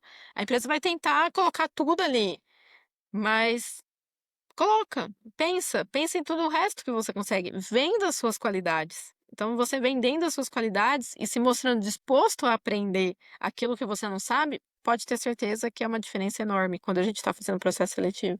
Nossa, Júlia, foi uma aula, assim, que a gente, né, conversando antes, a gente imagina que a gente gostaria de ter tido quando a gente estava, assim, meio que perdido, né, querendo Na buscar época. caminhos, né, na época da pós. Eu queria, assim, te agradecer muito pela disponibilidade, assim, compartilhar a sua jornada, né, com a gente aqui do Lab to Business. A gente sabe que do Lab ao Business não é do dia para a noite, né, tudo que a gente faz conta. E a sua carreira ainda está em desenvolvimento, né, então, assim, mas é impressionante, né, como você, de tão pouca idade, né, já conseguiu alcançar coisas, já 3 multinacionais no currículo, querendo alcançar, cargos ainda maiores, né. Então, assim, é muito inspirador. Eu tenho certeza que as pessoas que estão ouvindo, vendo a gente aqui agora, vão se inspirar muito na sua trajetória e vão tirar, né, insights bem valiosos aí de tudo que você trouxe. Se os nossos ouvintes quiserem se conectar com você, qual que é a melhor rede social? O LinkedIn? LinkedIn. É, Eu pode entrar em recebo contato. bastante mensagem, às vezes, no LinkedIn, então eu tento sempre responder as pessoas que me mandam no LinkedIn, que falam alguma coisa, Só então deixar lá, né, LinkedIn manda uma mensagem, escreve exato, te escreve ouvi no Lab lá to Business. aham, que aí eu já vou saber. Júlia, muito obrigada mesmo, viu? Mari, obrigada, foi um prazer poder compartilhar um pouquinho e quem sabe inspirar próximas pessoas aí. Essa foi a história da Júlia, uma trajetória marcada por muita coragem em aceitar tantos desafios, além de ousadia, como ela mesma disse.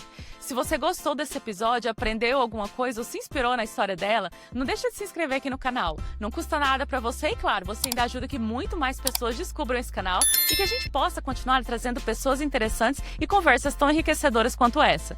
Não esquece também de compartilhar esse vídeo aí com aquele amigo que você sabe que gostaria ou que precisa de assisti-lo. E olha, se você curte conversas como essa, curte saber mais sobre oportunidades para cientistas, você vai gostar de ver o episódio que gravamos com o Dr. Leonardo, que está aparecendo em algum lugar aqui da tela, onde ele mostra as principais habilidades que um profissional precisa para empreender com ciência, além da sua jornada aí como fundador de uma startup de tecnologia até voltar agora à academia como professor na Unesp.